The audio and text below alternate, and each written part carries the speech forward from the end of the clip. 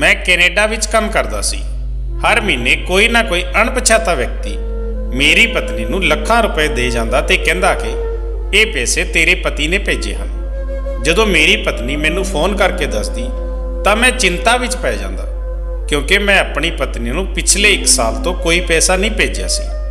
मैनूं इत्थे कोई काम नहीं मिल रहा सी। इस बार उस आदमी ने मेरी पत्नी नूं 50 लाख रुपए दिते तां मेरी पत्नी ने नवां घर खरीद लिया।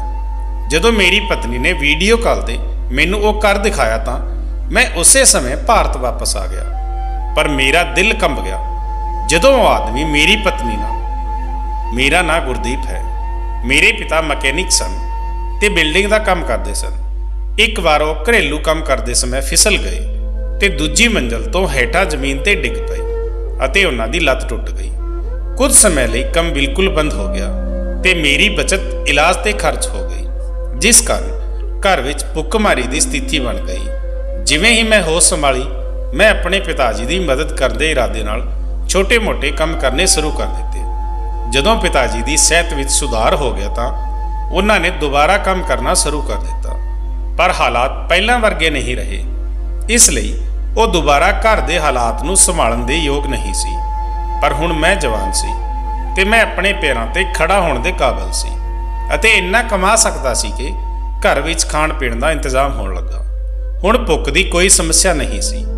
मेरी मां ने मेरा विआह अपनी दोस्त दी धी नाल करवा दिता। मेरी पत्नी मेरे तो उम्र विच काफ़ी छोटी सी, पर बहुत ही होशियार ते सोहणी कुड़ी सी। विआह दे कुछ दिनां विच ही उसने पूरा घर संभाल लिया सी। हुण मैं भी 2-3 थावां ते काम करन लगा सी तां जो घर दे हालात कुछ चंगे बन जाण। विआह दा कुछ समा इदां ही हसदियां खेडदियां गुजर गया।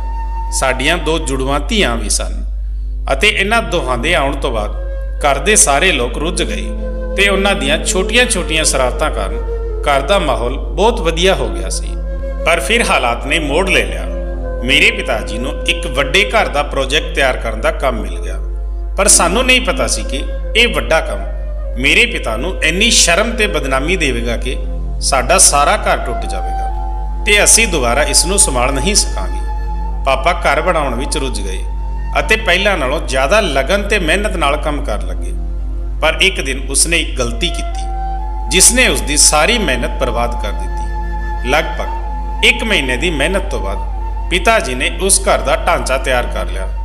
उस घर के 2-3 दरवाजे दूजे पासे बने पोर्सन दे वल खुलते सन अते उस हिस्से विच घर का मालक रहिंदा सी। वो अपने पुत्र लई नवां मकान बना रहा सी, क्योंकि उसने अपने पुत्र का विआह करवाउणा सी। बेटे के विआह दे नाल नाल वो अपनी धी का विआह भी कर रहा सी। वो बहुत अमीर परिवार सी, उन्हां कोल बहुत सारा पैसा सी। नवे घर विच बहुत सारा पैसा लग रहा सी। पापा नूं भी यही आस सी कि इस काम विच उन्हां नूं चंगी रकम की बचत होवेगी। वो हर रोज़ मम्मी नूं कहंदी सी कि जेकर इस काम तो पैसे बच जाणगे तां मैं अपनी पोती दे नां ते बैंक विच जमा करवा देवांगा, उन्हां दे भविख विच लाभ होवेगा। पापा अक्सर देर रात तक इकल्ले काम करते सी। एक दिन पिताजी होर मजदूरां नाल काम कर रहे सन। घर दे मालक ने आके कहा कि परिवार दे सारे मैंबर एमरजेंसी कारण किते जा रहे हैं।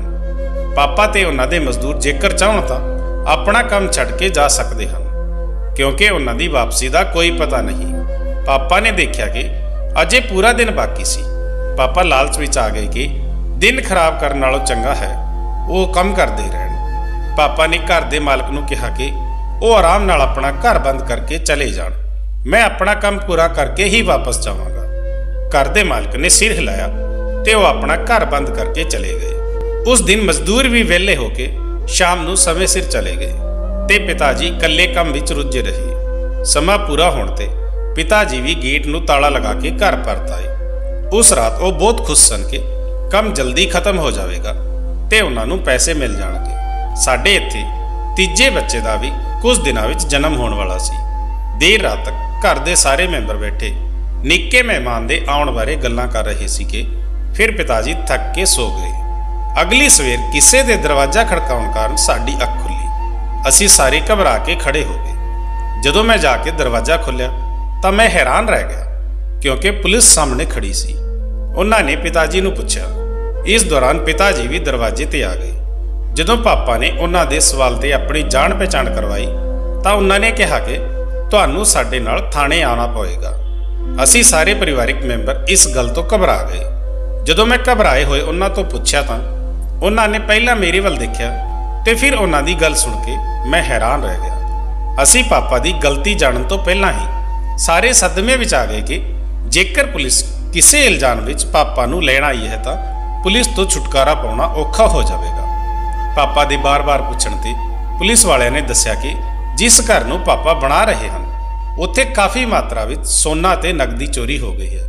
ਉਹਨਾਂ ਨੇ ਦੱਸਿਆ ਕਿ ਚੋਰ ਨਵੇਂ ਬਣੇ ਮਕਾਨ ਅਤੇ ਪੁਰਾਣੇ ਪੁਰਸਨ ਵਾਲੇ ਦਰਵਾਜ਼ੇ ਦਾ ਤਾਲਾ ਤੋੜ ਕੇ ਅੰਦਰ ਦਾਖਲ ਹੋਏ ਹਨ ਅਤੇ ਉਹ ਸਾਰਾ ਸਮਾਨ ਚੋਰੀ ਕਰਕੇ ਲੈ ਗਏ। ਪਰਿਵਾਰਿਕ ਮੈਂਬਰਾਂ ਨੇ ਸਾਰਾ ਸ਼ੱਕ ਪਿਤਾ ਜੀ ਤੇ ਉਸ ਦੇ ਨਾਲ ਕੰਮ ਕਰਨ ਵਾਲੇ ਮਜ਼ਦੂਰਾਂ ਤੇ ਕੀਤਾ ਹੈ। ਇਸ ਮਕਾਨ ਦੇ ਮਾਲਕ ਨੇ ਪੁਲਿਸ ਨੂੰ ਦੱਸਿਆ ਸੀ ਕਿ ਮਕੈਨਿਕ ਅਤੇ ਮਜ਼ਦੂਰ ਸਾਰਾ ਦਿਨ ਘਰ ਵਿੱਚ ਘੁੰਮਦੇ ਰਹਿੰਦੇ ਸੀ ਅਤੇ ਹਰ ਚੀਜ਼ ਨੂੰ ਦੇਖਦੇ ਰਹਿੰਦੇ ਸਨ ਅਤੇ ਜਦੋਂ ਉਹ ਐਮਰਜੈਂਸੀ ਵਿੱਚ ਘਰੋਂ ਗਏ ਤਾਂ ਮਕੈਨਿਕ ਅਤੇ ਮਜ਼ਦੂਰ ਮੌਕਾ ਦੇਖ ਕੇ ਉੱਥੇ ਰੁਕ ਗਏ। ਸਾਡੇ ਜਾਣ ਤੋਂ ਬਾਅਦ ਉਹਨਾਂ ਨੇ ਆਸਾਨੀ ਨਾਲ ਚੋਰੀ ਕਰ ਲਈ। ਪਾਪਾ ਸੌਹਾਂ ਖਾ ਰਹੇ ਸਨ ਕਿ ਇਹ ਸਭ ਨਿਰਾ ਇਲਜ਼ਾਮ ਹੈ। ਮੈਂ ਉਸ ਘਰ ਦਾ 1 ਰੁਪਇਆ ਵੀ ਨਹੀਂ ਚੁੱਕਿਆ। ਮੈਂ ਮੇਰੇ ਪਿਤਾ ਜੀ ਦੇ ਦੱਸਣ ਤੋਂ ਪਹਿਲਾਂ ਹੀ ਜਾਣਦਾ ਸੀ ਕਿ ਮੇਰੇ ਪਿਤਾ ਜੀ ਨੇ ਔਖੇ ਸਮੇਂ ਵਿੱਚ ਬੜੀ ਮਿਹਨਤ ਤੋਂ ਕੰਮ ਲਿਆ ਸੀ, ਮਿਹਨਤ ਮਜ਼ਦੂਰੀ ਕੀਤੀ ਸੀ, ਪਰ ਉਸਨੇ ਕਦੇ ਕੋਈ ਗਲਤ ਕੰਮ ਨਹੀਂ ਕੀਤਾ ਸੀ। ਇਸ ਲਈ ਉਹ ਚੋਰੀ ਕਰਨ ਦੇ ਬਾਰੇ ਸੋਚ ਵੀ ਨਹੀਂ ਸਕਦੇ ਸੀ। ਕਈ ਵਾਰ ਤਾਂ ਅਸੀਂ ਪਾਣੀ ਪੀ ਕੇ ਹੀ ਸੋ ਜਾਂਦੇ ਸੀ ਕਿਉਂਕਿ ਘਰ ਵਿੱਚ ਖਾਣ ਲਈ ਆਟਾ ਜਾਂ ਸਬਜ਼ੀ ਨਹੀਂ ਹੁੰਦੀ ਸੀ। ਪਹਿਲਾਂ ਉਹਨਾਂ ਨੇ ਕਦੇ ਇਹ ਗੁਨਾਹ ਨਹੀਂ ਕੀਤਾ ਤਾਂ ਹੁਣ ਪਿਤਾ ਜੀ ਨੂੰ ਕੀ ਲੋੜ ਸੀ, ਕਿਉਂਕਿ ਹੁਣ ਸਾਡੇ ਘਰ ਦੇ ਹਾਲਾਤ ਕੁਝ ਠੀਕ ਹੋ ਗਏ ਸਨ। ਫਿਰ ਪੁਲਿਸ ਵਾਲਿਆਂ ਨੇ ਸਾਡੇ ਪੂਰੇ ਘਰ ਦੀ ਤਲਾਸ਼ੀ ਲਈ ਅਤੇ ਚੋਰੀ ਹੋਏ ਸਮਾਨ ਦੀ ਤਲਾਸ਼ ਸ਼ੁਰੂ ਕਰ ਦਿੱਤੀ, ਪਰ ਘਰ ਵਿੱਚ ਸੋਨੇ ਦੀ ਇੱਕ ਅੰਗੂਠੀ ਵੀ ਮੌਜੂਦ ਨਹੀਂ ਸੀ। ਜਦੋਂ ਪੁਲਿਸ ਵਾਲਿਆਂ ਨੂੰ ਕੁਝ ਨਹੀਂ ਮਿਲਿਆ ਤਾਂ ਉਹਨਾਂ ਨੇ ਮੇਰੇ ਪਿਤਾ ਜੀ ਨੂੰ ਗ੍ਰਿਫਤਾਰ ਕਰ ਲਿਆ। ਉਹ ਮੇਰੇ ਪਿਤਾ ਜੀ ਨੂੰ ਕਾਲਰ ਤੋਂ ਫੜ ਕੇ ਘਸੀਟਦੇ ਹੋਏ ਉੱਥੋਂ ਲੈ ਗਏ। ਉਹ ਦ੍ਰਿਸ਼ ਮੇਰੀਆਂ ਅੱਖਾਂ ਲਈ ਸਭ ਤੋਂ ਦਰਦਨਾਕ ਦ੍ਰਿਸ਼ ਸੀ। ਮੈਨੂੰ ਅਜਿਹੀ ਤਕਲੀਫ ਤਾਂ ਉਦੋਂ ਵੀ ਨਹੀਂ ਹੋਈ ਸੀ ਜਦੋਂ ਪਾਪਾ ਦਾ ਐਕਸੀਡੈਂਟ ਹੋਇਆ ਸੀ ਤੇ ਉਹਨਾਂ ਦੀ ਲੱਤ ਟੁੱਟ ਗਈ ਸੀ ਤੇ ਉਹਨਾਂ ਨੂੰ ਖੂਨ ਨਾਲ ਲੱਥਪੱਥ ਹਸਪਤਾਲ ਲੈ ਜਾਇਆ ਗਿਆ ਸੀ। ਪਿਤਾ ਜੀ ਨੂੰ ਮੇਰੇ ਘਰ ਤੋਂ ਬਾਹਰ ਨਿਕਲਦੇ ਸਮੇਂ ਬੜੇ ਸਤਿਕਾਰ ਨਾਲ ਹੱਥ ਫੜ ਕੇ ਬਾਹਰ ਤੱਕ ਲੈ ਜਾਂਦਾ ਸੀ। ਅੱਜ ਉਸ ਨੂੰ ਮੇਰੀਆਂ ਅੱਖਾਂ ਸਾਹਮਣੇ ਬੇਰਹਿਮੀ ਨਾਲ ਘਸੀਟਿਆ ਗਿਆ। ਸਾਡੇ ਕਾਨੂੰਨ ਅਤੇ ਸਮਾਜ ਵਿੱਚ ਸਿਰਫ ਪੈਸੇ ਦੀ ਹੀ ਇੱਜ਼ਤ ਹੁੰਦੀ ਹੈ। ਇੱਥੇ ਉਮਰ ਦਾ ਕੋਈ ਸਨਮਾਨ ਨਹੀਂ ਹੁੰਦਾ ਅਤੇ ਸ਼ਾਇਦ ਇਹੀ ਕਾਰਨ ਸੀ ਕਿ ਸਾਡਾ ਦੇਸ਼ ਕਦੇ ਵੀ ਤਰੱਕੀ ਨਹੀਂ ਕਰ ਸਕਿਆ। ਇੱਥੇ ਗਰੀਬਾਂ ਨਾਲ ਉਹਨਾਂ ਦਾ ਜੁਰਮ ਸਾਬਤ ਕਰਨ ਤੋਂ ਪਹਿਲਾਂ ਹੀ ਅਪਰਾਧੀਆਂ ਵਾਂਗ ਸਲੂਕ ਕੀਤਾ ਜਾਂਦਾ ਹੈ। ਮੇਰੀ ਮਾਂ ਰੋ ਰਹੀ ਸੀ ਅਤੇ ਮੇਰੀਆਂ ਧੀਆਂ ਡਰੀਆਂ ਹੋਈਆਂ ਸੀ। ਮੇਰੀ ਪਤਨੀ ਆਪਣੇ ਭਾਰੀ ਸਰੀਰ ਨਾਲ ਮੇਰੀ ਡਰੀ ਹੋਈ ਮਾਂ ਨੂੰ ਸੰਭਾਲ ਰਹੀ ਸੀ ਅਤੇ ਕਦੇ ਆਪਣੀ ਧੀਆਂ ਨੂੰ ਦਿਲਾਸਾ ਦੇਣ ਦੀ ਕੋਸ਼ਿਸ਼ ਕਰ ਰਹੀ ਸੀ। ਮੈਂ ਆਪਣੀ ਮਾਂ ਨੂੰ ਦਿਲਾਸਾ ਦਿੱਤਾ ਤੇ ਦਰਵਾਜ਼ਾ ਬੰਦ ਕਰਨ ਲਈ ਕਿਹਾ। ਮੈਂ ਘਰੋਂ ਸਿੱਧਾ ਥਾਣੇ ਚਲਾ ਗਿਆ। ਮੈਂ ਆਪਣੇ ਪਿਤਾ ਜੀ ਨੂੰ ਮਿਲਣ ਦੀ ਬਹੁਤ ਕੋਸ਼ਿਸ਼ ਕੀਤੀ ਪਰ ਮੈਨੂੰ ਉਹਨਾਂ ਨੂੰ ਮਿਲਣ ਨਹੀਂ ਦਿੱਤਾ ਗਿਆ। ਕਾਫੀ ਭੱਜ ਦੌੜ ਤੋਂ ਬਾਅਦ ਮੈਨੂੰ ਮੇਰੇ ਇੱਕ ਦੋਸਤ ਨੇ ਦੱਸਿਆ ਕਿ ਉਸਦਾ ਭਰਾ ਥਾਣੇ ਵਿੱਚ ਛੋਟਾ ਕਾਂਸਟੇਬਲ ਹੈ। ਉਹ ਇਸ ਸੰਬੰਧ ਵਿੱਚ ਮੇਰੀ ਮਦਦ ਤਾਂ ਨਹੀਂ ਕਰ ਸਕਦਾ ਪਰ ਮੇਰੇ ਪਿਤਾ ਜੀ ਬਾਰੇ ਪਤਾ ਕਰਕੇ ਮੈਨੂੰ ਦੱਸ ਸਕਦੇ ਹਨ। ਉਸਨੇ ਹੀ ਮੈਨੂੰ ਦੱਸਿਆ ਕਿ ਪਿਤਾ ਜੀ ਵਾਂਗ ਹੋਰ ਮਜ਼ਦੂਰਾਂ ਨੂੰ ਵੀ ਖਾਲੀ ਹੱਥ ਥਾਣੇ ਲਿਆਂਦਾ ਗਿਆ। ਸਾਰਿਆਂ ਨੇ ਇਹੀ ਬਿਆਨ ਦਿੱਤਾ ਕਿ ਉਹ ਜਲਦੀ ਆਪਣਾ ਕੰਮ ਮੁਕਾ ਕੇ ਉੱਥੋਂ ਚਲੇ ਗਏ ਸੀ। ਥੋੜੀ ਜਿਹੀ ਪੁੱਛਗਿੱਛ ਤੋਂ ਬਾਅਦ ਉਹਨਾਂ ਨੂੰ ਛੱਡ ਦਿੱਤਾ ਗਿਆ ਤੇ ਚੋਰੀ ਦਾ ਸਾਰਾ ਦੋਸ਼ ਮੇਰੇ ਪਿਤਾ ਜੀ ਤੇ ਆ ਗਿਆ। ਪਾਪਾ ਨੂੰ ਸਜ਼ਾ ਮਿਲ ਗਈ ਤੇ ਉਸ ਘਰ ਦੇ ਮਾਲਕ ਨੇ ਕਿਹਾ ਸੀ ਕਿ ਜਦੋਂ ਤੱਕ ਪਾਪਾ ਉਸ ਦਾ ਸੋਨਾ ਅਤੇ ਪੈਸੇ ਵਾਪਸ ਨਹੀਂ ਕਰ ਦਿੰਦੇ ਉਦੋਂ ਤੱਕ ਉਸ ਨੂੰ ਜੇਲ੍ਹ ਵਿੱਚ ਰੱਖਿਆ ਜਾਵੇਗਾ। ਮੈਂ ਉਸ ਘਰ ਦਾ ਪਤਾ ਲਿਆ ਤੇ ਉੱਥੇ ਪਹੁੰਚ ਕੇ ਉਹਨਾਂ ਸਾਰਿਆਂ ਤੋਂ ਚੋਰੀ ਹੋਣ ਦੀ ਜਾਣਕਾਰੀ ਲਈ। ਚੋਰੀ ਦਾ ਅਫਸੋਸ ਕਰਨ ਲਈ ਉੱਥੇ ਬਹੁਤ ਸਾਰੇ ਲੋਕ ਇਕੱਠੇ ਹੋ ਗਏ ਸਨ। ਮੈਂ ਉਸ ਆਦਮੀ ਨੂੰ ਸਮਝਾਉਣ ਦੀ ਬਹੁਤ ਕੋਸ਼ਿਸ਼ ਕੀਤੀ ਕਿ ਮੇਰੇ ਪਿਤਾ ਜੀ ਚੋਰ ਨਹੀਂ ਹਨ। ਮੈਂ ਹੱਥ ਜੋੜ ਕੇ ਉਸ ਆਦਮੀ ਨੂੰ ਬੇਨਤੀ ਕੀਤੀ ਕਿ ਤੁਸੀਂ ਪੁਲਿਸ ਨਾਲ ਸੰਪਰਕ ਕਰੋ ਅਤੇ ਅਸਲ ਚੋਰ ਨੂੰ ਲੱਭਣ ਦੀ ਕੋਸ਼ਿਸ਼ ਕਰੋ, ਕਿਉਂਕਿ ਮੇਰੇ ਪਿਤਾ ਜੀ ਸਾਰੀ ਉਮਰ ਜੇਲ੍ਹ ਵਿੱਚ ਬੈਠੇ ਰਹੇ ਤਾਂ ਫਿਰ ਵੀ ਤੁਹਾਨੂੰ ਕਦੇ ਵੀ ਆਪਣਾ ਸਮਾਨ ਵਾਪਸ ਨਹੀਂ ਮਿਲੇਗਾ। ਮੇਰੇ ਪਿਤਾ ਨੇ ਚੋਰੀ ਨਹੀਂ ਕੀਤੀ। ਮੇਰੇ ਵਾਰ-ਵਾਰ ਕਹਿਣ ਤੇ ਉਹ ਆਦਮੀ ਗੁੱਸੇ 'ਚ ਆ ਗਿਆ ਤੇ ਮੇਰੇ ਨਾਲ ਧੱਕਾ ਮੁੱਕੀ ਕਰਨ ਲੱਗਾ। ਪਤਾ ਨਹੀਂ ਗੁੱਸੇ ਵਿੱਚ ਮੈਨੂੰ ਕੀ ਕੁਝ ਕਹਿ ਰਿਹਾ ਸੀ। ਤੁਸੀਂ ਗਰੀਬ ਲੋਕ ਦੁਨੀਆ ਦੇ ਸਾਹਮਣੇ ਭੋਲੇ ਬਣਦੇ ਰਹਿੰਦੇ ਹੋ। ਤੁਸੀਂ ਆਪਣੇ ਆਪ ਨੂੰ ਬੇਕਸੂਰ ਸਾਬਿਤ ਕਰਦੇ ਹੋ ਪਰ ਅਸਲ ਵਿੱਚ ਤੁਸੀਂ ਲੋਕਾਂ ਦੇ ਘਰ ਖਾਲੀ ਕਰਕੇ ਆਪਣੀ ਜਾਇਦਾਦ ਬਣਾ ਲੈਂਦੇ ਹੋ। ਮੈਂ ਚੁੱਪਚਾਪ ਉਸ ਵੱਲ ਦੇਖਦਾ ਰਿਹਾ। ਮੇਰੇ ਵਾਰ-ਵਾਰ ਕਹਿਣ ਦੇ ਬਾਵਜੂਦ ਉਸਨੇ ਆਪਣੀ ਜ਼ੁਬਾਨ ਬੰਦ ਨਹੀਂ ਕੀਤੀ। ਅਸਲ ਵਿੱਚ ਉਹਨਾਂ ਨੇ ਮੇਰੇ ਮੂੰਹ ਤੇ ਥੱਪੜ ਵੀ ਮਾਰੇ ਤੇ ਮੈਨੂੰ ਘਰ ਤੋਂ ਬਾਹਰ ਕੱਢ ਦਿੱਤਾ। ਉਹ ਵਿਅਕਤੀ ਮੇਰੀ ਕੋਈ ਵੀ ਗੱਲ ਸੁਣਨ ਲਈ ਤਿਆਰ ਨਹੀਂ ਸੀ। ਉਸ ਦੇ ਨਾਲ ਖੜੇ ਕੁਝ ਪੜ੍ਹੇ ਲਿਖੇ ਲੋਕ ਵੀ ਸਨ ਜੋ ਮੇਰੇ ਨਾਲ ਹੋ ਰਹੇ ਇਸ ਵਿਵਹਾਰ ਤੋਂ ਦੁਖੀ ਹੋ ਰਹੇ ਸਨ। ਉਹ ਲੋਕ ਉਸ ਵਿਅਕਤੀ ਨੂੰ ਰੋਕਣ ਦੀ ਕੋਸ਼ਿਸ਼ ਕਰ ਰਹੇ ਸਨ, ਪਰ ਉਹ ਕਿਸੇ ਦੀ ਗੱਲ ਨਹੀਂ ਸੁਣ ਰਿਹਾ ਸੀ। ਜਦੋਂ ਲੋਕਾਂ ਨੇ ਉਸ ਨੂੰ ਰੋਕਿਆ ਤਾਂ ਉਸ ਵਿਅਕਤੀ ਨੇ ਰੌਲਾ ਪਾਉਣਾ ਸ਼ੁਰੂ ਕਰ ਦਿੱਤਾ ਕਿ ਮੇਰੇ ਬੱਚਿਆਂ ਦਾ ਵਿਆਹ ਹੋਣ ਵਾਲਾ ਸੀ। ਮੈਂ ਕੁਝ ਦਿਨ ਪਹਿਲਾਂ ਹੀ ਉਹ ਸਾਰੇ ਗਹਿਣੇ ਘਰ ਲੈ ਕੇ ਆਇਆ ਸੀ ਤੇ ਉਹ ਉਸਦੇ ਪਿਤਾ ਨੇ ਚੋਰੀ ਕਰ ਲਏ। ਉਹ ਵਿਅਕਤੀ ਕਹਿਣ ਲੱਗਾ, ਮੈਂ ਆਪਣੀ ਧੀ ਤੇ ਮੁੰਡੇ ਦੇ ਸਹੁਰਿਆਂ ਨੂੰ ਕੀ ਮੂੰਹ ਦਿਖਾਵਾਂਗਾ। ਪਰ ਮੈਂ ਸੋਚ ਰਿਹਾ ਸੀ ਕਿ ਉਹ ਬਿਨਾਂ ਕਿਸੇ ਸਬੂਤ ਦੇ ਗਰੀਬ ਵਿਅਕਤੀ ਨੂੰ ਜੇਲ੍ਹ ਵਿੱਚ ਬੰਦ ਕਰਕੇ ਉਸਦੇ ਪਰਿਵਾਰ ਨੂੰ ਤੰਗ ਪਰੇਸ਼ਾਨ ਕਰਕੇ ਉਹਨਾਂ ਨੂੰ ਕੀ ਸੋਨਾ ਮਿਲ ਜਾਵੇਗਾ। ਮੈਂ ਨਿਰਾਸ਼ ਹੋ ਕੇ ਘਰ ਆ ਗਿਆ ਅਤੇ ਘਰ ਆ ਕੇ ਦਰਵਾਜ਼ਾ ਬੰਦ ਦੇਖ ਕੇ ਹੈਰਾਨ ਰਹਿ ਗਿਆ। ਮੈਂ ਘਬਰਾ ਗਿਆ ਤੇ ਆਪਣੇ ਗਵਾਂਢੀਆਂ ਦਾ ਦਰਵਾਜ਼ਾ ਖੜਕਾਇਆ ਤੇ ਆਪਣੀ ਪਤਨੀ ਅਤੇ ਮੇਰੀ ਮਾਂ ਬਾਰੇ ਪੁੱਛਿਆ ਤਾਂ ਉਹਨਾਂ ਨੇ ਕਿਹਾ, ਸ਼ਾਮ ਨੂੰ ਤੁਹਾਡੀ ਪਤਨੀ ਦੀ ਤਬੀਅਤ ਅਚਾਨਕ ਵਿਗੜ ਗਈ ਸੀ ਅਤੇ ਤੁਹਾਡੀ ਮਾਂ ਉਸ ਨੂੰ ਨਜ਼ਦੀਕੀ ਹਸਪਤਾਲ ਲੈ ਗਈ। ਮੈਂ ਕਾਹਲੀ ਨਾਲ ਉੱਥੇ ਪਹੁੰਚ ਗਿਆ। ਜਦੋਂ ਮੈਂ ਉੱਥੇ ਪਹੁੰਚਿਆ ਤਾਂ ਮੇਰੇ ਸਾਹਮਣੇ ਮੇਰੀ ਮਾਂ ਉਦਾਸ ਖੜੀ ਸੀ।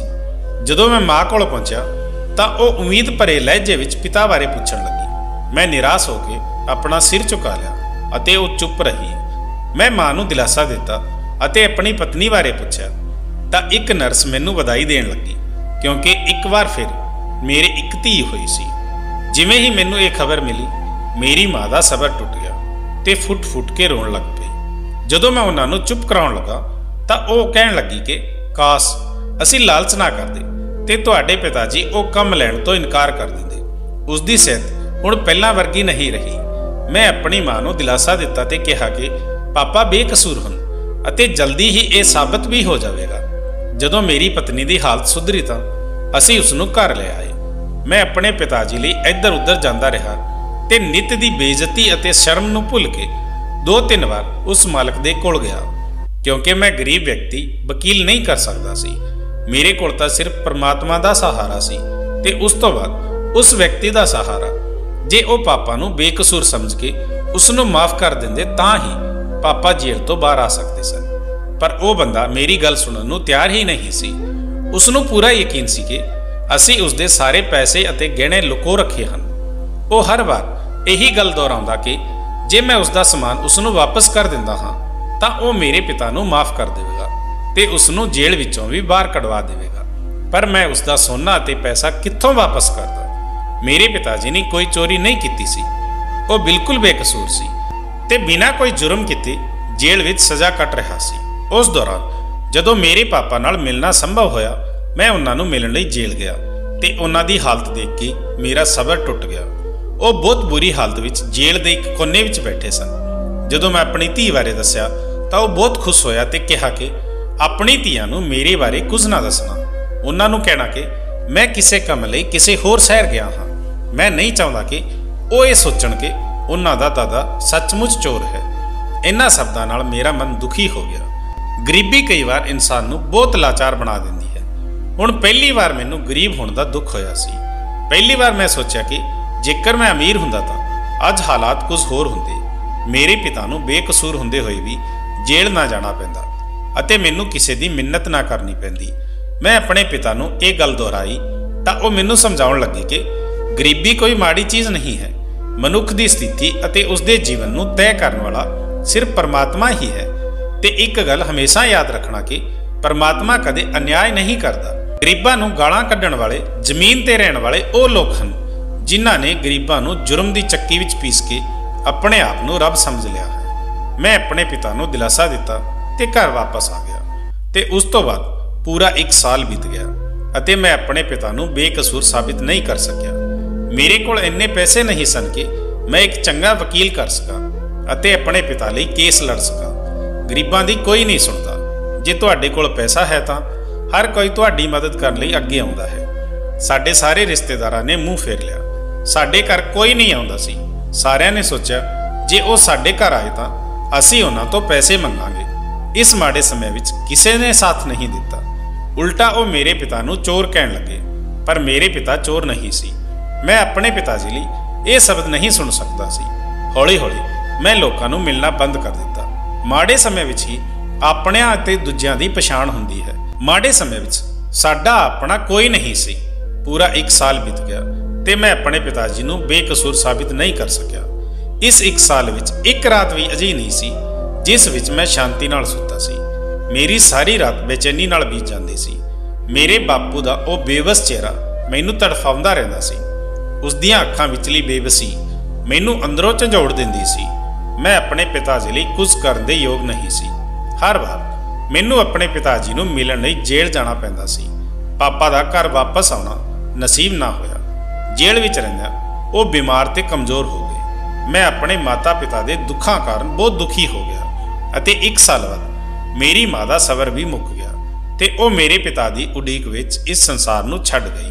ਮੈਂ ਅਜੇ ਪਿਤਾ ਜੀ ਨੂੰ ਮਾਂ ਦੀ ਮੌਤ ਬਾਰੇ ਦੱਸਣ ਬਾਰੇ ਸੋਚ ਹੀ ਰਿਹਾ ਸੀ ਕਿ ਇੱਕ ਦਿਨ ਸਾਨੂੰ ਪਿਤਾ ਜੀ ਦੀ ਮੌਤ ਦੀ ਖਬਰ ਮਿਲ ਗਈ।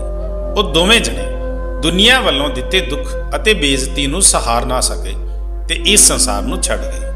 ਮੈਂ ਉਹਨਾਂ ਦੀ ਮੌਤ ਦੇ ਦੁੱਖ ਨੂੰ ਆਪਣੇ ਦਿਲ ਵਿੱਚ ਲੈ ਕੇ ਆਪਣੀ ਪਤਨੀ ਤੇ ਬੱਚਿਆਂ ਦਾ ਪਾਲਣ ਪੋਸ਼ਣ ਕਰਨ ਲਈ ਮਜ਼ਦੂਰੀ ਕਰਨ ਲੱਗ ਪਿਆ। ਪਰ ਪਤਾ ਨਹੀਂ ਕਿਸਮਤ ਨੂੰ ਕੀ ਮਨਜ਼ੂਰ ਸੀ ਜੋ ਮੇਰਾ ਕੰਮ ਹਰ ਪਾਸੇ ਤੋਂ ਬੰਦ ਹੋਣ ਲੱਗਾ। ਮੈਂ 2 ਸਾਲ ਮਿਹਨਤ ਕਰਨ ਵਿੱਚ ਖਰਾਬ ਕਰ ਦਿੱਤੀ, ਪਰ ਹੁਣ ਘਰ ਵਿੱਚ ਖਾਣ ਲਈ ਕੁਝ ਨਹੀਂ ਸੀ। ਮੈਂ ਆਪਣੀਆਂ ਮਾਸੂਮ ਕੁੜੀਆਂ ਨੂੰ ਭੁੱਖ ਨਾਲ ਰੋਂਦੇ ਦੇਖ ਕੇ ਥੱਕ ਗਿਆ ਸੀ। ਇੱਕ ਦਿਨ ਮੈਂ ਆਪਣੇ ਇੱਕ ਦੋਸਤ ਦੇ ਅੱਗੇ ਬਹੁਤ ਹੱਥ ਪੈਰ ਜੋੜੇ ਤੇ ਉਸ ਤੋਂ ਕਰਜ਼ ਲੈ ਕੇ ਕੈਨੇਡਾ ਚਲਾ ਗਿਆ। ਉੱਥੇ ਇੱਕ ਮਾਲ ਵਿੱਚ ਸਫਾਈ ਦਾ ਕੰਮ ਸ਼ੁਰੂ ਕਰ ਦਿੱਤਾ, ਪਰ ਮੈਂ ਘਰ ਪੈਸੇ ਨਹੀਂ ਭੇਜ ਸਕਿਆ ਕਿਉਂਕਿ ਜਿਸ ਆਦਮੀ ਨੇ ਮੈਨੂੰ ਨੌਕਰੀ ਤੇ ਰੱਖਿਆ ਹੋਇਆ ਸੀ ਉਹ ਧੋਖੇ ਨਾਲ ਮੇਰੀ ਅੱਧੀ ਤੋਂ ਜ਼ਿਆਦਾ ਤਨਖਾਹ ਆਪ ਲੈ ਰਿਹਾ ਸੀ ਤੇ ਇਹ ਗੱਲ ਮੈਨੂੰ ਪਰੇਸ਼ਾਨ ਕਰ ਰਹੀ ਸੀ। ਪਰ ਮੈਂ ਕੁਝ ਨਹੀਂ ਕਰ ਸਕਦਾ ਸੀ। ਮੈਨੂੰ ਜੋ ਪੈਸੇ ਮਿਲਦੇ ਸੀ ਉਹ ਆਪਣੇ ਖਰਚੇ ਲਈ ਵਰਤ ਲੈਂਦਾ ਸੀ। ਮੈਂ 1 ਰੁਪਇਆ ਵੀ ਘਰ ਨਹੀਂ ਭੇਜ ਸਕਿਆ। ਪਰ ਇੱਕ ਦਿਨ ਮੇਰੀ ਪਤਨੀ ਨੇ ਮੈਨੂੰ ਫੋਨ ਤੇ ਦੱਸਿਆ ਕਿ ਤੁਹਾਡੇ ਵੱਲੋਂ ਭੇਜੇ 2 ਲੱਖ ਰੁਪਏ ਨਾਲ ਮੈਂ ਆਪਣੀ ਧੀਆਂ ਲਈ ਖਰੀਦਦਾਰੀ ਕੀਤੀ ਹੈ ਤੇ ਛੋਟਾ-ਮੋਟਾ ਕਰਜ਼ ਵੀ ਉਤਾਰ ਦਿੱਤਾ ਹੈ। ਇਹ ਸੁਣ ਕੇ ਮੈਂ ਬਹੁਤ ਹੈਰਾਨ ਹੋਇਆ ਕਿਉਂਕਿ ਮੈਂ ਤਾਂ ਘਰ 1 ਰੁਪਇਆ ਵੀ ਨਹੀਂ ਭੇਜਿਆ ਸੀ।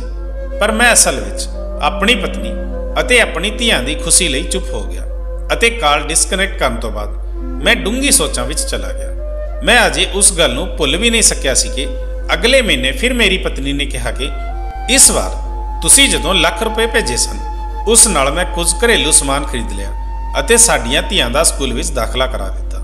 ਮੈਂ ਸੁਣ ਕੇ ਹੈਰਾਨ ਰਹਿ ਗਿਆ। ਮੈਂ ਆਪਣੀ ਪਤਨੀ ਨੂੰ ਪੁੱਛਿਆ ਕਿ ਪੈਸੇ ਕਿਸ ਨੇ ਦਿੱਤੇ ਤਾਂ ਉਸਨੇ ਕਿਹਾ ਕਿ ਜੋ ਆਦਮੀ ਆਇਆ ਸੀ ਉਸਨੇ ਕਿਹਾ ਸੀ ਕਿ ਇਹ ਪੈਸੇ ਤੁਹਾਡੇ ਪਤੀ ਨੇ ਭੇਜੇ ਹਨ। ਮੈਂ ਆਪਣੀ ਪਤਨੀ ਨੂੰ ਰੋਕਣਾ ਚਾਹੁੰਦਾ ਸੀ, ਪਰ ਹਰ ਵਾਰ ਮੇਰੀਆਂ ਧੀਆਂ ਉਹਨਾਂ ਪੈਸਿਆਂ ਨਾਲ ਆਪਣੀਆਂ ਜ਼ਰੂਰਤਾਂ ਪੂਰੀਆਂ ਕਰਦੀਆਂ ਸਨ ਅਤੇ ਖੁਸ਼ੀ-ਖੁਸ਼ੀ ਨਾਲ ਮੈਨੂੰ ਦੱਸਦੀਆਂ ਤਾਂ ਮੇਰੀ ਵੀ ਜ਼ੁਬਾਨ ਬੰਦ ਹੋ ਜਾਂਦੀ। ਅਤੇ ਜਦੋਂ ਮੇਰੀ ਵੱਡੀ ਧੀ ਨੇ ਖੁਸ਼ੀ ਨਾਲ ਮੈਨੂੰ ਦੱਸਿਆ ਕਿ ਮੰਮੀ ਨੇ ਮੈਨੂੰ ਸਕੂਲ ਵਿੱਚ ਦਾਖਲ ਕਰਵਾ ਦਿੱਤਾ ਹੈ ਤੇ ਮੈਂ ਹਰ ਰੋਜ਼ ਸਕੂਲ ਜਾਂਦੀ ਹਾਂ, ਇਸ ਲਈ ਮੈਂ ਉਸ ਦੀ ਖੁਸ਼ੀ ਨੂੰ ਖਰਾਬ ਨਹੀਂ ਕਰਨਾ ਚਾਹੁੰਦਾ ਸੀ। ਮੈਂ ਉਸ ਦੀ ਖੁਸ਼ੀ ਭਰੀ ਆਵਾਜ਼ ਨੂੰ ਉਦਾਸੀ ਵਿੱਚ ਨਹੀਂ ਬਦਲਣਾ ਚਾਹੁੰਦਾ ਸੀ। ਪਰ ਹੁਣ ਮੇਰੀ ਪਤਨੀ ਨੂੰ ਲਗਾਤਾਰ ਕਈ ਮਹੀਨਿਆਂ ਤੋਂ ਇਸ ਤਰ੍ਹਾਂ 2 ਲੱਖ ਰੁਪਏ ਮਿਲਣ ਲੱਗੇ। ਇਸ ਲਈ ਹੁਣ ਮੈਂ ਚਿੰਤਾ ਵਿੱਚ ਸੀ। ਮੈਨੂੰ ਨਹੀਂ ਪਤਾ ਸੀ ਕਿ ਉਹ ਕੌਣ ਦਿੰਦਾ ਸੀ। ਮੇਰੀ ਪਤਨੀ ਇੱਕ ਜਵਾਨ ਔਰਤ ਸੀ ਤੇ ਮੈਂ 3 ਧੀਆਂ ਦਾ ਪਿਤਾ ਸੀ। ਇਹ ਗੱਲ ਹੁਣ ਮੈਨੂੰ ਪਰੇਸ਼ਾਨ ਕਰ ਰਹੀ ਸੀ। ਇੰਨੀ ਵੱਡੀ ਰਕਮ ਦੇ ਬਦਲੇ ਕੱਲ ਨੂੰ ਕੁਝ ਵੀ ਕੀਤਾ ਜਾ ਸਕਦਾ ਹੈ। ਇਸ ਵਾਰ ਮੇਰੀ ਪਤਨੀ ਨੇ ਮੇਰੀ ਜਾਨ ਹੀ ਕੱਢ ਦਿੱਤੀ ਕਿਉਂਕਿ ਇਸ ਵਾਰ ਉਸ ਵਿਅਕਤੀ ਨੇ 50 ਲੱਖ ਦੀ ਪੂਰੀ ਰਕਮ ਹੀ ਦੇ ਦਿੱਤੀ ਅਤੇ ਮੇਰੀ ਪਤਨੀ ਨੇ ਨਵਾਂ ਘਰ ਖਰੀਦ ਲਿਆ। ਇਸ ਵਾਰ ਮੈਂ ਆਪਣੇ ਸਾਰੇ ਕੰਮਕਾਰ ਛੱਡ ਕੇ ਭਾਰਤ ਵਾਪਸ ਪਹੁੰਚ ਗਿਆ। ਘਰ ਦੇ ਹਾਲਾਤ ਬਦਲ ਗਏ ਸਨ। ਘਰ ਵਿੱਚ ਚੰਗਾ ਖਾਣ ਪੀਣ ਤੇ ਮੇਰੀ ਪਤਨੀ ਨੂੰ ਹਰ ਮਹੀਨੇ ਮਿਲਣ ਵਾਲੇ 2 ਲੱਖ ਵਿੱਚੋਂ ਮੇਰਾ ਕਰਜ਼ਾ ਵੀ ਅਦਾ ਕਰ ਦਿੱਤਾ ਸੀ।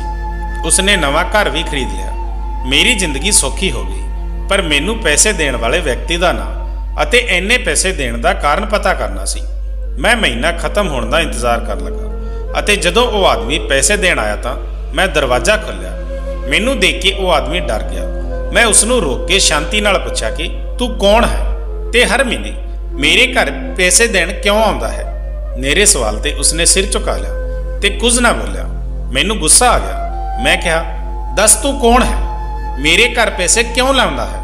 ਤਾਂ ਉਸ ਆਦਮੀ ਨੇ ਕਿਹਾ ਕਿ ਮੈਂ ਉਸੇ ਆਦਮੀ ਦਾ ਪੁੱਤਰ ਹਾਂ ਜਿਸ ਇਨਸਾਨ ਨੇ ਤੇਰੇ ਪਿਤਾ ਨੂੰ ਚੋਰੀ ਦੇ ਦੋਸ਼ ਵਿੱਚ ਜੇਲ੍ਹ ਕਰਵਾ ਦਿੱਤੀ ਸੀ। ਇਹ ਸੁਣ ਕੇ ਮੇਰੇ ਅੰਦਰ ਗੁੱਸੇ ਦੀ ਲਹਿਰ ਦੌੜ ਗਈ, ਪਰ ਮੈਂ ਉਸ ਨੂੰ ਉਸਦੇ ਪਿਤਾ ਵਾਂਗ ਘਰੋਂ ਬਾਹਰ ਨਹੀਂ ਕੱਢ ਸਕਦਾ ਸੀ। ਪਰ ਮੈਂ ਉਸ ਨੂੰ ਇਹ ਜ਼ਰੂਰ ਕਿਹਾ ਕਿ ਮੈਂ ਤੇਰੇ ਵਰਗੇ ਪੱਥਰ ਦਿਲ ਲੋਕਾਂ ਦਾ ਪੈਸਾ ਨਹੀਂ ਲੈਣਾ ਚਾਹੁੰਦਾ, ਇਸ ਲਈ ਇਹ ਪੈਸਾ ਵਾਪਸ ਲੈ ਜਾ। ਮੇਰੀ ਗੱਲ ਸੁਣ ਕੇ ਉਸ ਲੜਕੇ ਨੇ ਕਿਹਾ, ਤੁਸੀਂ ਇਹ ਨਹੀਂ ਜਾਣਨਾ ਚਾਹੋਗੇ ਕਿ ਮੈਂ ਤੁਹਾਡੇ ਘਰ ਇੰਨੀ ਵੱਡੀ ਰਕਮ ਕਿਉਂ ਦਿੰਦਾ ਹਾਂ। ਉਸ ਦਾ ਇਹ ਸਵਾਲ ਜਾਣ ਕੇ ਹੈਰਾਨ ਰਹਿ ਗਿਆ। ਮੈਂ ਕਾਰਨ ਜਾਣਨਾ ਚਾਹੁੰਦਾ ਸੀ, ਜਦੋਂ ਮੈਂ ਚੁੱਪ ਰਿਹਾ ਤਾਂ ਉਸ ਲੜਕੇ ਨੇ ਮੈਨੂੰ ਸਭ ਕੁਝ ਦੱਸ ਦਿੱਤਾ ਤੇ ਉਸਦੇ ਇਹ ਜਵਾਬ ਸੁਣ ਕੇ ਮੇਰੇ ਪੈਰਾਂ ਹੇਠੋਂ ਜ਼ਮੀਨ ਨਿਕਲ ਗਈ। ਮੈਂ ਉਸ ਮੁੰਡੇ ਵੱਲ ਦੇਖ ਰਿਹਾ ਸੀ ਤੇ ਮੇਰੀਆਂ ਅੱਖਾਂ ਹੰਝੂਆਂ ਨਾਲ ਭਿੱਜ ਗਈਆਂ। ਉਹ ਦੱਸਣ ਲੱਗਾ ਕਿ ਜਦੋਂ ਮੇਰੇ ਘਰ ਚੋਰੀ ਹੋਈ ਸੀ ਤਾਂ ਮੈਂ ਹੋਸਟਲ ਵਿੱਚ ਰਹਿ ਕੇ ਪੜ੍ਹਦਾ ਸੀ। ਮੈਂ ਆਪਣੇ ਵੱਡੇ ਭਰਾ ਤੇ ਭੈਣ ਦੇ ਵਿਆਹ ਲਈ ਉਸੇ ਦਿਨ ਘਰ ਆਇਆ ਸੀ। ਜਦੋਂ ਮੈਂ ਉਸ ਦਿਨ ਘਰ ਪਹੁੰਚਿਆ ਤਾਂ ਤੁਸੀਂ ਮੇਰੇ ਪਿਤਾ ਜੀ ਅੱਗੇ ਹੱਥ ਪੈਰ ਜੋੜ ਕੇ ਆਪਣੇ ਪਿਤਾ ਜੀ ਨੂੰ ਬੇਕਸੂਰ ਕਹਿ ਰਹੇ ਸੀ ਤੇ ਕਹਿ ਰਹੀ ਸੀ ਕਿ ਮੇਰੇ ਪਿਤਾ ਜੀ ਚੋਰ ਨਹੀਂ ਹਨ। ਉਸਨੇ ਤੁਹਾਡੇ ਘਰੋਂ ਕੁਝ ਚੋਰੀ ਨਹੀਂ ਕੀਤਾ। ਉਹਨਾਂ ਨੂੰ ਪੁਲਿਸ ਤੋਂ ਰਿਹਾ ਕਰਵਾ ਦਿਓ ਅਤੇ ਤੁਹਾਨੂੰ ਮੇਰੇ ਪਿਤਾ ਦੇ ਹੱਥੋਂ ਧੱਕੇ ਅਤੇ ਕੁੱਟ ਖਾਣੀ ਪਈ। ਤੇਰੀ ਹਾਲ ਦੇਖ ਕੇ ਮੈਂ ਬਹੁਤ ਦੁਖੀ ਹੋਇਆ। ਮੈਨੂੰ ਤੁਹਾਡੇ ਚਿਹਰੇ ਤੋਂ ਇੰਜ ਮਹਿਸੂਸ ਹੋਇਆ ਜਿਵੇਂ ਤੁਸੀਂ ਸੱਚ ਬੋਲ ਰਹੇ ਸੀ। ਤੁਹਾਡਾ ਪਿਤਾ ਚੋਰੀ ਨਹੀਂ ਕਰ ਸਕਦਾ ਸੀ ਕਿਉਂਕਿ ਸੱਚ ਤੁਹਾਡੇ ਚਿਹਰੇ ਤੇ ਸਾਫ਼ ਦਿਖ ਰਿਹਾ ਸੀ। ਤੇ ਫਿਰ ਮੁੰਡੇ ਨੇ ਦੱਸਿਆ ਕਿ ਮੇਰੇ ਘਰ ਹੋਈ ਚੋਰੀ ਪਿੱਛੇ ਮੇਰੀ ਭੈਣ ਦਾ ਹੱਥ ਸੀ। ਉਸ ਦਾ ਕਿਸੇ ਲੜਕੇ ਨਾਲ ਅਫੇਅਰ ਚੱਲ ਰਿਹਾ ਸੀ ਤੇ ਉਹ ਆਪਣੇ ਵਿਆਹ ਤੋਂ ਦੁਖੀ ਸੀ।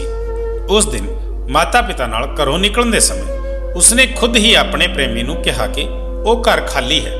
ਤੇ ਫਿਰ ਜਿਵੇਂ ਹੀ ਤੇਰਾ ਪਿਤਾ ਘਰੋਂ ਨਿਕਲਿਆ ਤਾਂ ਮੇਰੀ ਭੈਣ ਦਾ ਪ੍ਰੇਮੀ ਆਪਣੇ ਦੋਸਤਾਂ ਨਾਲ ਘਰ ਵਿੱਚ ਦਾਖਲ ਹੋ ਗਿਆ।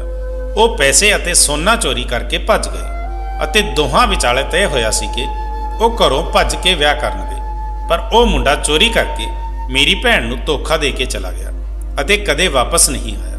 ਮੇਰੀ ਭੈਣ ਦਾ ਵਿਆਹ ਹੋ ਗਿਆ ਪਰ ਉਸ ਮੁੰਡੇ ਨੇ ਮੇਰੀ ਭੈਣ ਨੂੰ ਬਲੈਕਮੇਲ ਕਰਕੇ ਹੋਰ ਪੈਸੇ ਮੰਗਣ ਲੱਗਾ ਕਿ ਜੇਕਰ ਤੂੰ ਮੈਨੂੰ ਹੋਰ ਪੈਸੇ ਨਾ ਦਿੱਤੇ ਤਾਂ ਮੈਂ ਸਭ ਨੂੰ ਤੇਰੀ ਸੱਚਾਈ ਦੱਸ ਦਿਆਂਗਾ। ਤੇ ਫਿਰ ਮੇਰੀ ਭੈਣ ਦੇ ਪਤੀ ਨੂੰ ਵੀ ਇਸ ਬਾਰੇ ਪਤਾ ਲੱਗ ਗਿਆ ਤੇ ਉਸਨੇ ਮੇਰੀ ਭੈਣ ਨੂੰ ਤਲਾਕ ਦੇ ਕੇ ਘਰ ਭੇਜ ਦਿੱਤਾ। ਜਦੋਂ ਮੈਨੂੰ ਸੱਚਾਈ ਦਾ ਪਤਾ ਲੱਗਾ ਤਾਂ ਮੈਂ ਵੀ ਆਪਣੇ ਪਿਤਾ ਨੂੰ ਉਸ ਗਰੀਬ ਮਜ਼ਦੂਰ ਨੂੰ ਜੇਲ੍ਹ ਵਿੱਚੋਂ ਛੁਡਵਾਉਣ ਲਈ ਮਨਾਉਣਾ ਸ਼ੁਰੂ ਕਰ ਦਿੱਤਾ ਕਿਉਂਕਿ ਉਹ ਬੇਕਸੂਰ ਸੀ। ਪਰ ਮੇਰੇ ਪਿਤਾ ਜੀ ਆਪਣੀ ਇੱਜ਼ਤ ਕਰਕੇ ਚੁੱਪ ਰਹੇ। ਤੁਹਾਡੇ ਪਿਤਾ ਨੂੰ ਬੇਕਸੂਰ ਸਾਬਿਤ ਕਰਨਾ ਹੁੰਦਾ ਤਾਂ ਮੇਰੇ ਪਿਤਾ ਨੂੰ ਆਪਣੀ ਧੀ ਦਾ ਰਾਜ਼ ਖੋਲ੍ਹਣਾ ਪੈਂਦਾ। ਉਹ ਅਤਿਆਚਾਰ ਕਰਦਾ ਰਿਹਾ। ਕਿਹਾ ਜਾਂਦਾ ਹੈ ਕਿ ਜੇਕਰ ਕਿਸੇ ਲਾਚਾਰ ਅਤੇ ਮਜ਼ਦੂਰ ਗਰੀਬ ਤੇ ਜ਼ੁਲਮ ਕੀਤਾ ਜਾਵੇ ਤਾਂ ਉਸ ਦੀ ਬਦਦੁਆ ਅਸਮਾਨ ਨੂੰ ਹਿਲਾ ਦਿੰਦੀ ਹੈ। ਤਾਂ ਮੇਰੇ ਪਿਤਾ ਜੀ ਨੂੰ ਵੀ ਸਜ਼ਾ ਮਿਲ ਗਈ। ਮੇਰੇ ਪਿਤਾ ਜੀ ਨੂੰ ਕੈਂਸਰ ਹੋ ਗਿਆ। ਪੈਸਾ ਪਾਣੀ ਵਾਂਗ ਬਰਬਾਦ ਹੋ ਗਿਆ ਪਰ ਫਿਰ ਵੀ ਮੇਰੇ ਪਿਤਾ ਜੀ ਨਹੀਂ ਬਚ ਸਕੇ। ਜਦੋਂ ਉਹ ਜ਼ਾਲਮ 1 ਸਾਲ ਬਾਅਦ ਮਰ ਗਿਆ ਤਾਂ ਮੈਂ ਜੇਲ੍ਹ ਵਿੱਚ ਤੇਰੇ ਪਿਤਾ ਜੀ ਕੋਲ ਗਿਆ ਤੇ ਸਾਰੀ ਸੱਚਾਈ ਦੱਸੀ। ਮੈਂ ਇੱਕ ਭਾਵੁਕ ਇਨਸਾਨ ਸੀ। ਮੈਂ ਪੁਲਿਸ ਨੂੰ ਸਾਰੀ ਕਹਾਣੀ ਦੱਸਣਾ ਚਾਹੁੰਦਾ ਸੀ ਤਾਂ ਜੋ ਤੁਹਾਡਾ ਪਿਤਾ ਜੇਲ੍ਹ ਤੋਂ ਬਾਹਰ ਆ ਸਕੇ। ਪਰ ਤੇਰੇ ਪਿਤਾ ਨੇ ਮੈਨੂੰ ਇਸ ਸਭ ਵਿੱਚ ਮੇਰੀ ਭੈਣ ਨੂੰ ਬਦਨਾਮ ਕਰਨ ਤੋਂ ਰੋਕਿਆ। ਤੁਹਾਡੇ ਪਿਤਾ ਜੀ ਬਹੁਤ ਮਹਾਨ ਸਨ। ਉਹਨਾਂ ਨੇ ਮੈਨੂੰ ਕਿਹਾ ਕਿ ਅਜਿਹਾ ਕਰਨ ਨਾਲ ਤੇਰੀ ਭੈਣ ਦੀ ਬੇਇੱਜ਼ਤੀ ਹੋ ਜਾਵੇਗੀ। ਮੈਂ ਨਹੀਂ ਚਾਹੁੰਦਾ ਕਿ ਕਿਸੇ ਦੀ ਧੀ ਜਾਂ ਭੈਣ ਨੂੰ ਬਦਨਾਮ ਕੀਤਾ ਜਾਵੇ। ਤੂੰ ਆਪਣੀ ਭੈਣ ਦਾ ਵਿਆਹ ਕਿਸੇ ਚੰਗੇ ਮੁੰਡੇ ਨਾਲ ਕਰਵਾ ਦੇ। ਮੇਰੀ ਚਿੰਤਾ ਨਾ ਕਰ। ਮੈਂ ਬੁੱਢਾ ਹਾਂ। ਮੇਰਾ ਬੁਢਾਪਾ ਗੁਜ਼ਰ ਜਾਵੇਗਾ। ਉਸ ਤੋਂ ਕੁਝ ਦਿਨ ਬਾਅਦ ਤੇਰੇ ਪਿਤਾ ਦੀ ਮੌਤ ਹੋ ਗਈ। ਪਰ ਜਾਂਦੇ ਸਮੇਂ ਤੇਰੇ ਪਿਤਾ ਜੀ ਮੈਨੂੰ ਆਪਣਾ ਘਰ ਦੀਦਾਰ ਬਣਾ ਗਏ ਸੀ। ਉਹ ਮੁੰਡਾ ਬੋਲਿਆ ਕਿ ਇਹ ਪੈਸਾ ਉਸ ਬੇਇੱਜ਼ਤੀ ਦੇ ਮੁਕਾਬਲੇ ਕੁਝ ਵੀ ਨਹੀਂ ਹੈ ਜੋ ਤੁਹਾਡੇ ਪਾਪਾ ਤੇ ਤੁਹਾਡੇ ਪਰਿਵਾਰ ਨੇ ਚੁਕਾਈ ਹੈ। ਉਹ ਕਹਿ ਰਿਹਾ ਸੀ ਕਿ ਇਹ ਪੈਸਾ ਸਿਰਫ ਉਸ ਦੋਸਤ ਦਾ ਮੁਆਵਜ਼ਾ ਹੈ ਜੋ ਮੇਰੇ ਪਿਤਾ ਨੇ ਤੁਹਾਡੇ ਪਿਤਾ ਤੇ ਲਗਾਇਆ ਸੀ। ਮੈਂ ਤੇਰੇ ਤੋਂ ਵੀ ਮਾਫੀ ਮੰਗਦਾ ਹਾਂ। ਉਸਨੇ ਕਿਹਾ ਕਿ ਸਾਡੀ ਇੱਥੇ ਪੰਜਾਬ ਵਿੱਚ ਇੱਕ ਕੰਪਨੀ ਹੈ। ਤੂੰ ਉਸ ਵਿੱਚ ਕੰਮ ਕਰ ਸਕਦਾ ਹੈ। ਜੇਕਰ ਤੂੰ ਮੇਰੀ ਕੰਪਨੀ ਵਿੱਚ ਕੰਮ ਕਰੇਗਾ ਤਾਂ ਮੈਨੂੰ ਬੜੀ ਖੁਸ਼ੀ ਹੋਵੇਗੀ। ਉਸ ਮੁੰਡੇ ਦੀਆਂ ਗੱਲਾਂ ਸੁਣ ਕੇ ਮੇਰੇ ਦਿਲ ਨੂੰ ਸਕੂਨ ਮਿਲ ਗਿਆ। ਦੁਨੀਆ ਵਿੱਚ ਬਹੁਤ ਘੱਟ ਲੋਕ ਅਜਿਹੇ ਹੁੰਦੇ ਹਨ ਜੋ ਆਪਣੀਆਂ ਗਲਤੀਆਂ ਨੂੰ ਸਵੀਕਾਰ ਕਰਕੇ ਉਸ ਨੂੰ ਸੁਧਾਰਦੇ ਹਨ। ਮੇਰਾ ਉਸ ਮੁੰਡੇ ਨਾਲ ਕੋਈ ਵੈਰ ਨਹੀਂ ਸੀ ਤੇ ਫਿਰ ਉਸ ਦੇ ਨਾਲ ਕੰਮ ਕਰਕੇ ਮੈਂ ਆਤਮ ਸਨਮਾਨ ਨਾਲ ਪੈਸਾ ਕਮਾ ਸਕਦਾ ਸੀ ਤੇ ਆਪਣੇ ਪਰਿਵਾਰ ਦਾ ਪੇਟ ਪਾਲ ਸਕਦਾ ਸੀ। ਉਸ ਮੁੰਡੇ ਨੇ ਮੇਰੇ ਤੋਂ ਮਾਫੀ ਮੰਗੀ ਤੇ ਮੈਨੂੰ ਇਹ ਸਭ ਦੱਸ ਕੇ ਚਲਾ ਗਿਆ ਅਤੇ ਮੈਂ ਸੋਚ ਰਿਹਾ ਸੀ ਕਿ ਕੀ ਇਹ ਪੈਸਾ ਮੇਰੇ ਪਿਤਾ ਦੀ ਇੱਜ਼ਤ ਅਤੇ ਉਹ ਚੰਗੇ ਸਮੇਂ ਨੂੰ ਵਾਪਸ ਲਿਆ ਸਕਦਾ ਹੈ? ਸ਼ਾਇਦ ਨਹੀਂ। ਦੋਸਤੋ, ਇਸ ਬਾਰੇ ਤੁਹਾਡੇ ਕੀ ਵਿਚਾਰ ਹਨ? ਆਪਣੇ ਕੀਮਤੀ ਵਿਚਾਰ ਕਮੈਂਟ ਜ਼ਰੂਰ ਕਰੋ।